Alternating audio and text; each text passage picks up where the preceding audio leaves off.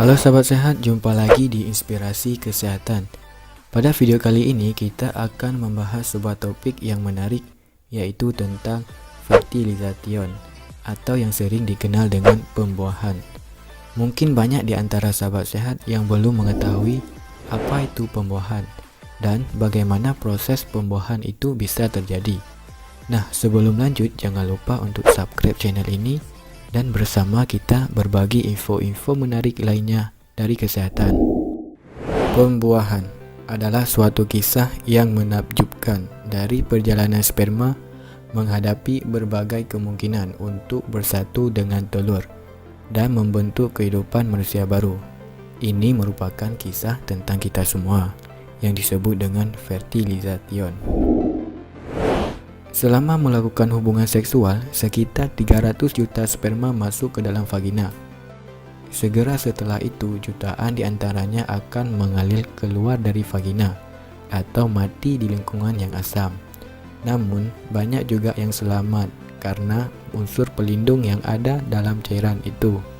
Unsur pelindung yang ada di dalam cairan di sekitar mereka.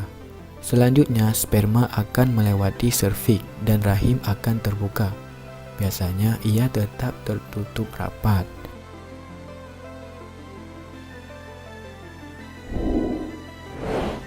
Namun, di sini leher rahim terbuka selama beberapa hari. Pada saat wanita berovulasi, sperma berenang melalui lendir serviks yang menipis menjadi konsistensi yang lebih encer untuk mempermudahkan perjalanan begitu berada di dalam serviks. Sperma terus berenang menuju rahim. Meski jutaan sperma akan mati saat berusaha melewatinya, beberapa sperma tertinggal karena terperangkap di lipatan serviks. Namun mereka tetap melanjutkan perjalanan sebagai cadangan kelompok pertama. Di dalam rahim, kontraksi otot-otot membantu sperma dalam perjalanan menuju telur. Akan tetapi, sel-sel sistem imun yang ada pada wanita salah mengira sperma sebagai benda asing, lalu menghancurkan ribuan lainnya. Selanjutnya, separuh sperma menuju tuba falopi yang kosong, sementara separuh lainnya berenang menuju sel telur yang tidak dibuahi. Sekarang tinggal beberapa ribu saja yang tersisa di dalam tuba falopi. Silia kecil mendorong terus menuju rahim. Untuk melanjutkan, sperma harus melawan gerakan ini untuk mencapai sel telur. Beberapa sperma terperangkap pada silia dan mati. Selama proses perjalanan ini, bahan kimia di saluran reproduksi menyebabkan selaput yang menutupi kepala sperma berubah.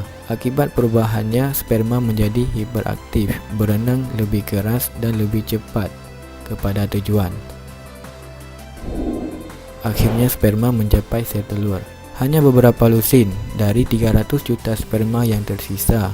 Sel telur dilindungi oleh lapisan sel yang disebut dengan korona radiat. Sperma harus didorong melewati lapisan ini agar mencapai lapisan luar telur, zona pellucida.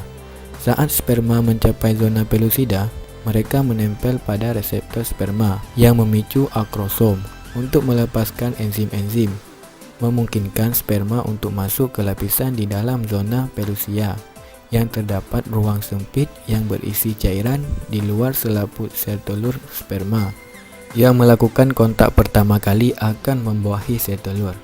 Setelah perjalanan yang berbahaya dan melawan kemungkinan yang luar biasa, satu sperma menempel pada selaput sel telur.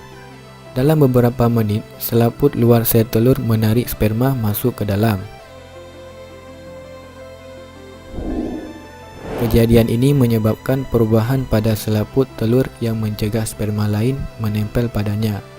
Selanjutnya, telur melepaskan zat kimia yang mendorong sperma lain menjauhi sel telur dan menciptakan membran pelindung yang tak dapat ditembus saat reaksi menyebar keluar.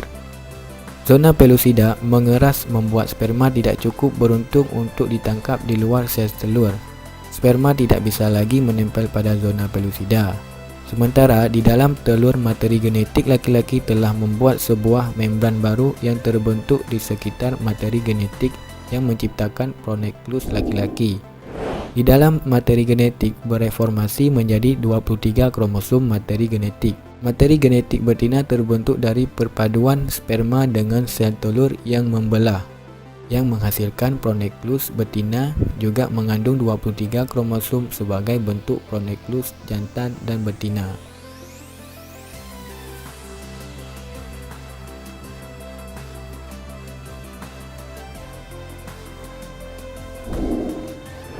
Yang terbentuk seperti benang jaring laba-laba yang disebut dengan mikrotuberkus, yang menariknya ke arah satu sama lain. Dua pasang kromosom bergabung bersama menyelesaikan proses pembuahan. Pada saat ini, kode genetik untuk muncul langsung menentukan jenis kelamin, warna rambut, warna mata, dan ratusan karakteristik lainnya. Sel tunggal baru zigot ini adalah awal dari kehidupan manusia baru. Dan sekarang silia dan tuba fallopi dengan lembut mendorong zigot menuju rahim, di mana dia akan ditanamkan pada lapisan rahim yang lebih kaya tumbuh dan berkembang selama 9 bulan hingga siap untuk dilahirkan. Oke, seperti itulah penjelasan sedikit tentang perjalanan sperma menuju rahim yang membutuhkan strategi yang luar biasa. Sekian dulu dari video kali ini. Saya ucapkan terima kasih buat sahabat sehat yang sudah menonton videonya. Kalau kamu ada pertanyaan, tulis komen di bawah ya. Dan jangan lupa untuk like, share, dan juga subscribe channel Inspirasi Kesehatan. Sampai jumpa di video berikutnya.